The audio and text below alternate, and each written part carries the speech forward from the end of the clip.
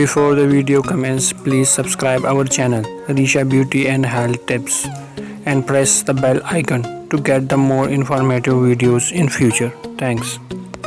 As we all know that the price of dettol has been raised from $1.5 to $9 and the shortage has been increased all over the world.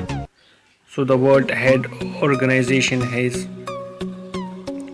released a formula to make the hand sanitizer at home. The ingredients you need are the isopropyl or rubbing alcohol, 99% alcohol volume, aloe vera gel, and essential oil such as tree oil, lavender oil, or you can use lemon juice instead.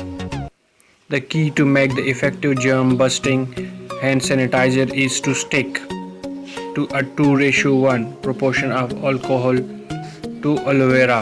This keeps the alcohol content around 60%, the minimum amount needed to kill most germs according to CDC.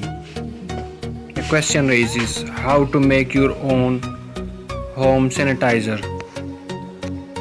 Dr. Rishi Desi, Chief Medical Officer of Osmosis and a former Epidemic Intelligence Service Officer in the Division of Viral Disease, the CDC, says that the hand sanitizer recipe below will kill 99.9% of germs after 60 seconds.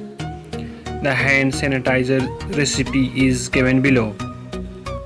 3 or 4 cup of isopropyl or rubbing alcohol, 99%, 1 or 4 cup of aloe vera gel to help keep your hands smooth and counteract the hardness of alcohol. 10 drops of essential oil such as lavender oil, or you can use lemon juice instead. Direction: pour all ingredients into a bowl, ideally one with a pouring spout like a glass measuring container. Mix with spoon and then beat with a whisk to turn the sanitizer into a gel. Pour the ingredients into an empty bottle for easy use and label it sanitizer.